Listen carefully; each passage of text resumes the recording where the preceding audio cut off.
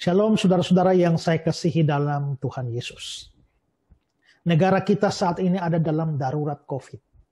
Dan badai COVID ini telah menghantam dan merusak banyak sendi kehidupan kita, baik secara bangsa dan negara maupun juga secara pribadi.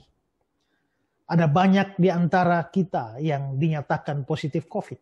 Dan sementara dirawat entah di rumah atau juga di rumah sakit. Dan pada beberapa hari lalu saya telah menyampaikan pesan rohani khusus buat saudara-saudaraku yang dinyatakan positif COVID, apa yang harus dilakukan secara rohani. Tetapi kita juga melihat bahwa setiap hari selalu saja ada orang yang meninggal karena COVID.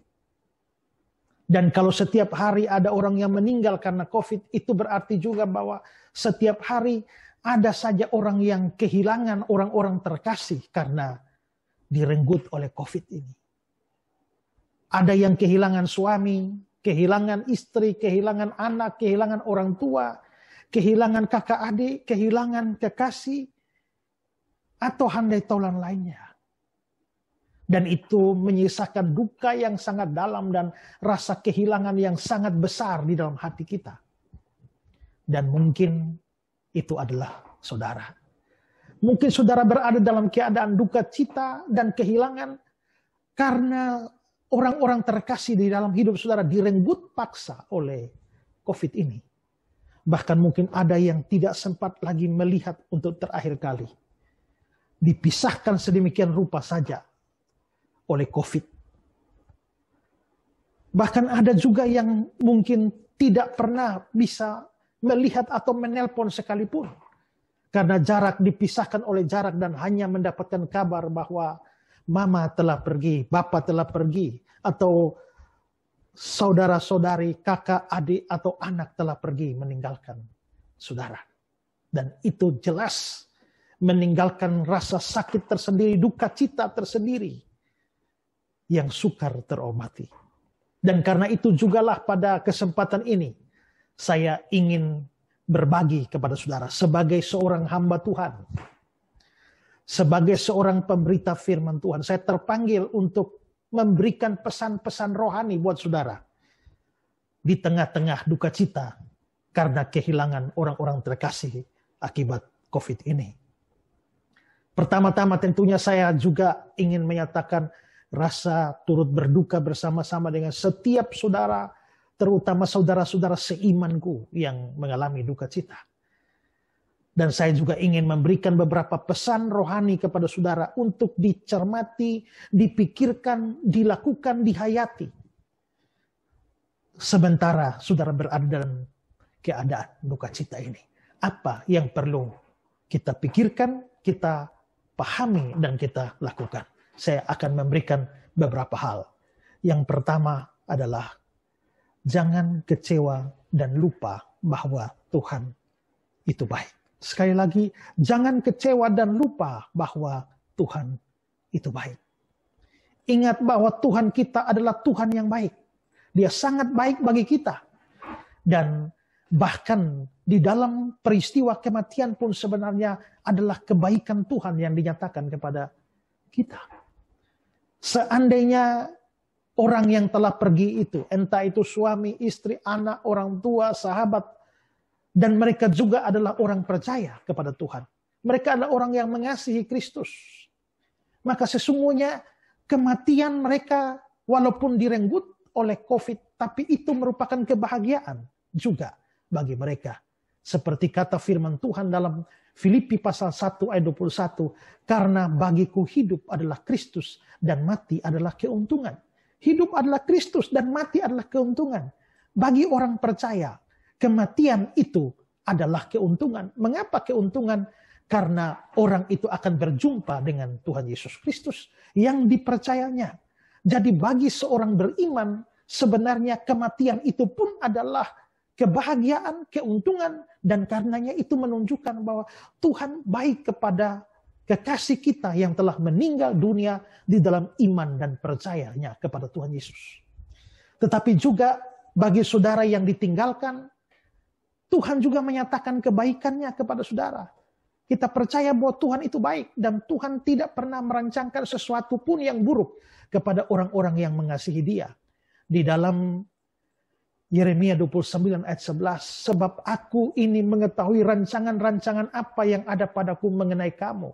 Demikian firman Tuhan, yaitu rancangan damai sejahtera dan bukan rancangan kecelakaan untuk memberikan kepadamu hari depan yang penuh harapan. Jadi Tuhan berjanji atau firman Tuhan adalah Dia memberikan rancangan-rancangan yang baik. Tuhan tidak pernah merancangkan hal yang buruk bagi kita yang adalah orang yang percaya kepadanya atau anak-anaknya.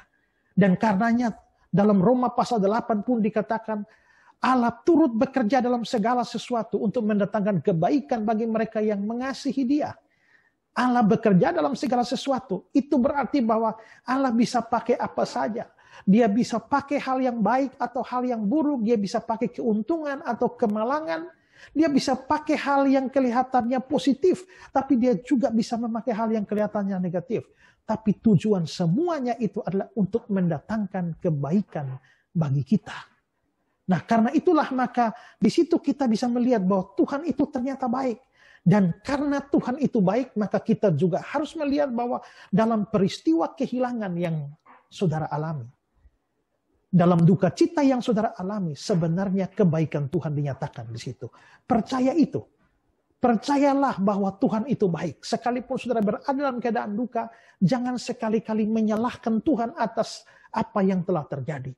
Tuhan telah menetapkan segala sesuatu. Dan tidak ada perbuatan Tuhan yang tidak baik bagi orang-orang yang percaya kepadanya, bagi orang-orang yang mengasihi Dia.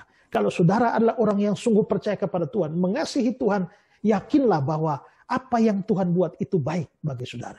Suka duka dipakainya untuk kebaikanku. Nah, kita lihat contoh Ayub. Ayub mengalami musibah yang begitu hebat. Dalam waktu yang singkat seluruh yang dia punyai habis. Termasuk keluarganya, anak-anaknya mati semuanya. Tapi di sini kita bisa belajar dari Ayub.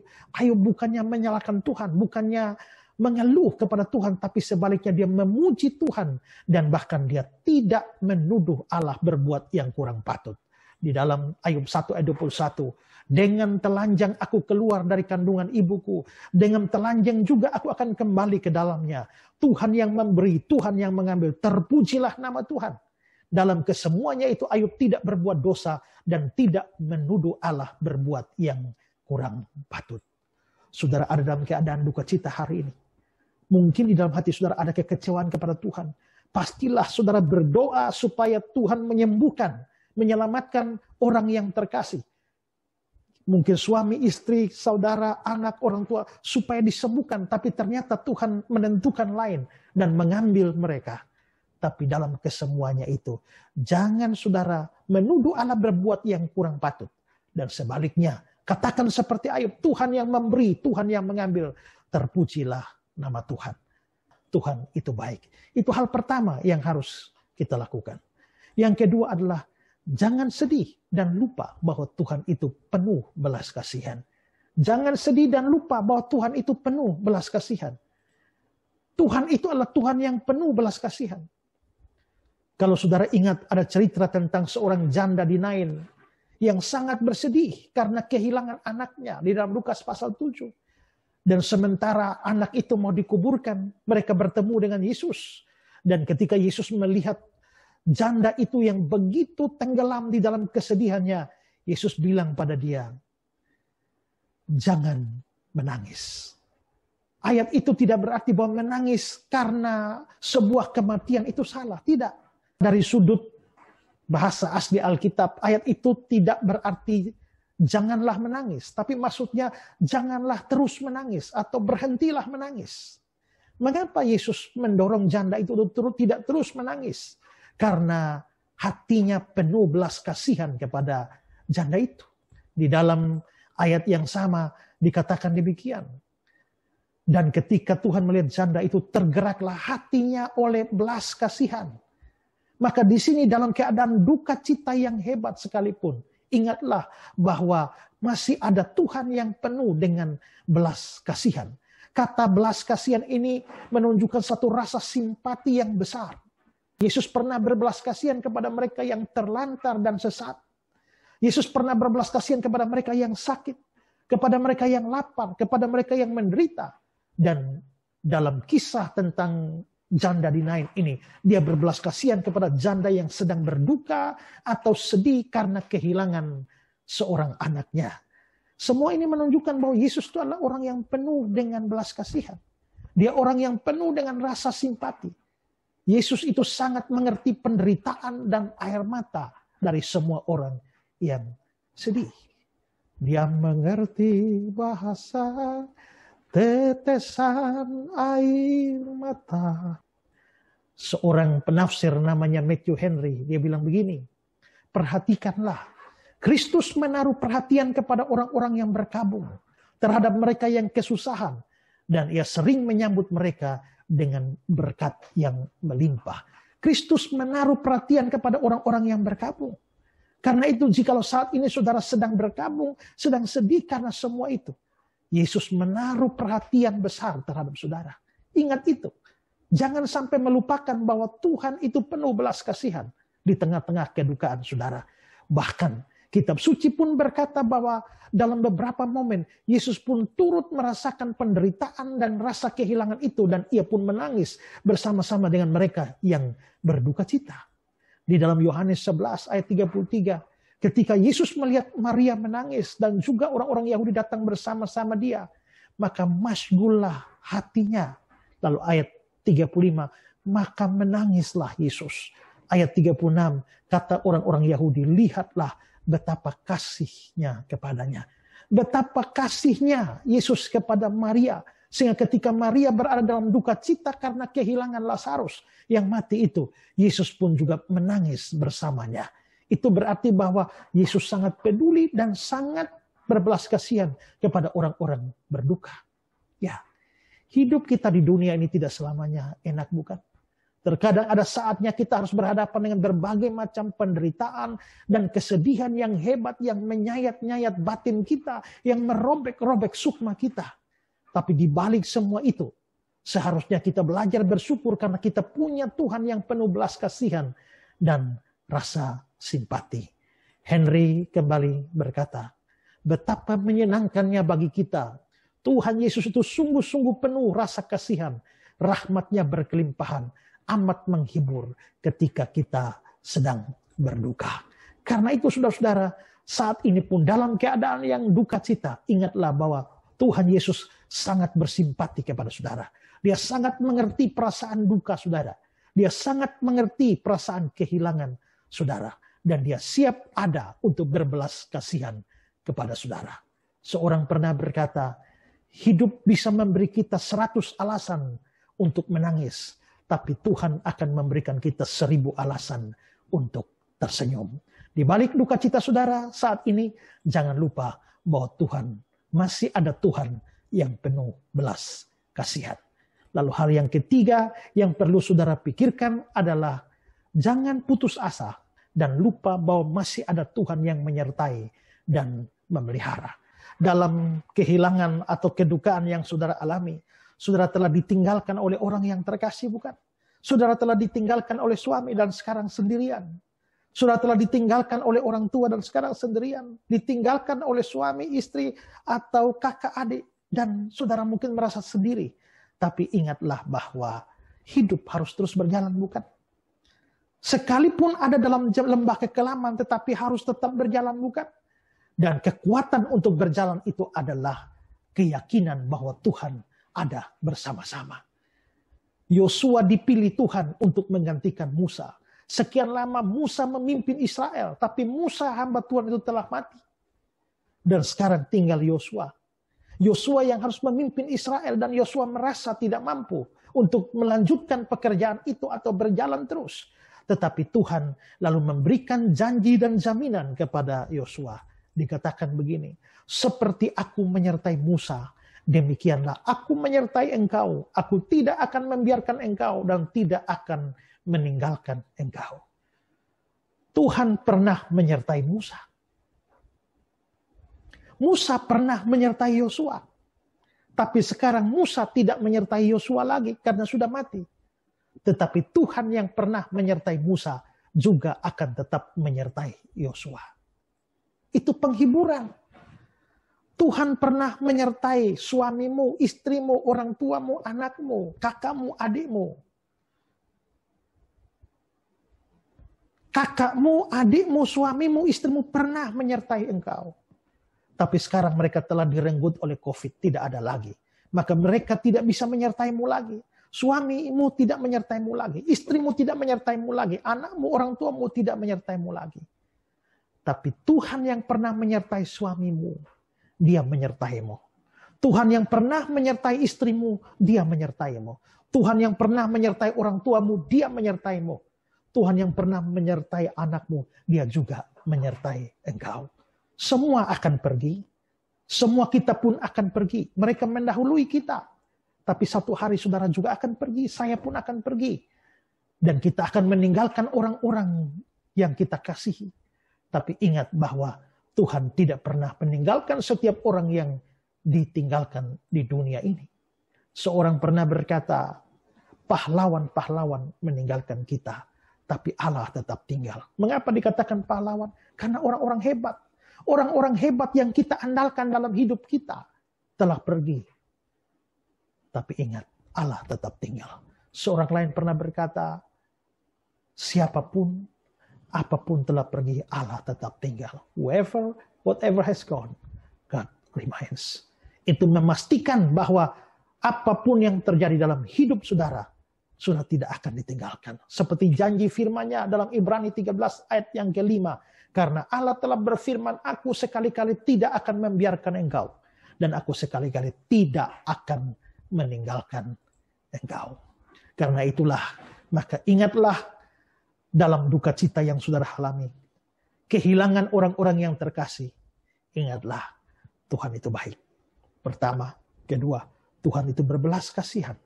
Dan yang ketiga, Tuhan tetap menyertai dan memberkati. 3 hal ini pegang teguh. Dan jalani hidup saudara. Dan percayalah, semua akan baik-baik saja bersama Tuhan. Saya mau berdoa bagi saudara, tapi terlebih dahulu, marilah kita dengarkan sebuah lagu pujian yang indah sekali, yang dinyanyikan oleh Mariam Batu. Dan kalau saudara tahu lagu ini, saudara boleh ikut menyanyikannya.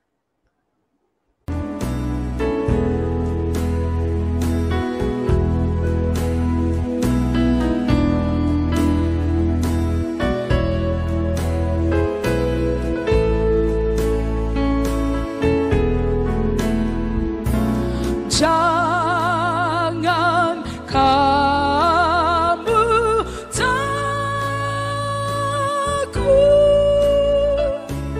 aku adalah. Itu Tuhan janji. Itu Tuhan janji.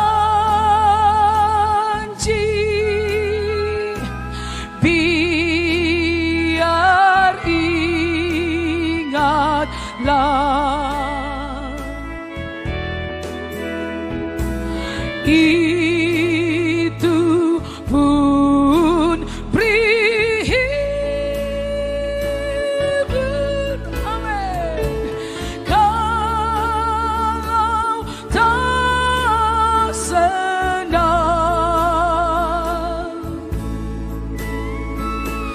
lagi pun beriku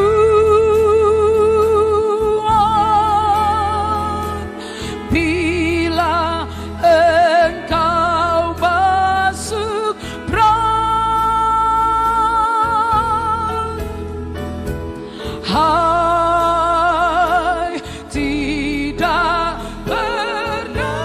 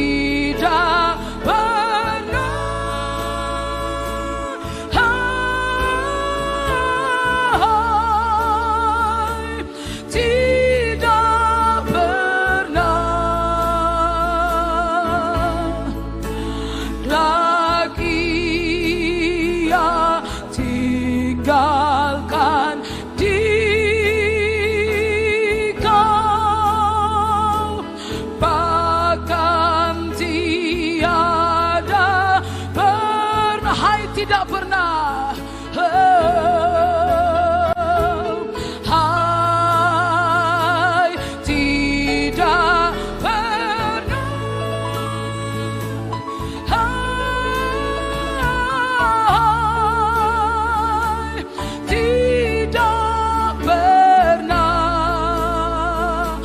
Ia tinggalkan di kau, Ia tinggalkan di kau, bahkan tiada pernah. Hai, tidak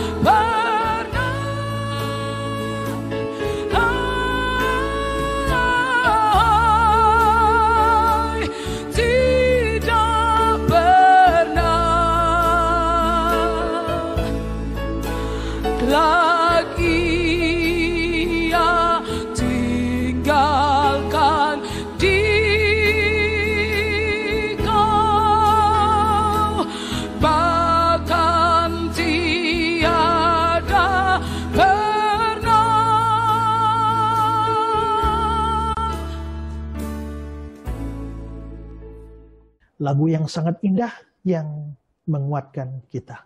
Dan sekarang saya mau berdoa buat saudara.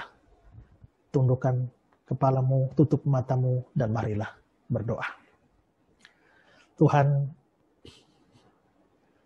Engkau tahu apa yang dialami oleh banyak di antara kami, terutama saudaraku yang sedang berduka cita ini. COVID telah merenggut suaminya, istrinya, orang tuanya, anaknya, kakaknya, adiknya, sahabatnya, pacarnya, handai taulannya. Tapi kami percaya bahwa semuanya tidak luput dari kendali Tuhan. Dan kalau Tuhan mengambil mereka, sebagai orang percaya kami memang merasa kehilangan sebagai manusia. Tetapi sebagai orang percaya, kami bersyukur untuk firman yang sudah diberitakan bagi kami. Terutama bagi saudaraku ini. Roh Kudus boleh menolong dan meyakinkan dalam hatinya bahwa apapun yang terjadi, duka cita yang terjadi, kehilangan yang terjadi, tetapi Tuhan tetap baik. Tuhan tetap penuh belas kasihan. Dan Tuhan tetap menyertai, tidak meninggalkannya. Orang-orang baik telah pergi, kekasih-kekasih hati telah pergi, orang-orang tersayang telah pergi, tapi masih ada Tuhan di samping mereka. Tuhan, dengarkanlah doa kami ini. Biarlah penghiburan dari surga, penghiburan dari Roh Kudus sebagai roh penghibur itu terus menguatkan hati dan pikiran mereka. Dan berikan keberanian untuk terus melangkah tanpa orang-orang terkasih. Keberanian yang datang dari keyakinan bahwa Tuhan tetap bersama-sama dengan mereka. Tuhan menghibur semua keluarga yang masih ditinggalkan. Dan biarlah kekuatan dari Tuhan selalu ada. Dan biarlah mereka menatap hari depan, hari besok, dengan penuh iman kepada Tuhan. Jangan biarkan mereka berlarut-larut dalam kesedihan. Apalagi sedih sebagai orang tidak beriman. Tapi biarlah seiring waktu Tuhan memberikan sukacita dalam hati mereka. Dan percaya bahwa jikalau kekasih-kekasih mereka meninggal dalam Tuhan, mereka telah bersukacita bersama dengan Tuhan di surga. Dan itu pun menjadi sukacita bagi mereka yang ditinggalkan. Terima kasih Tuhan. Firman yang didengarkan hari ini dan seterusnya, biarlah itu tetap menjadi kekuatan dari hari ke hari. Demikianlah doa kami Tuhan. Dan biarlah Tuhan tetap dimuliakan di dalam setiap hidup dari anak-anak-Mu. Dalam nama Yesus kami berdoa. Amin. Hai, tidak pernah.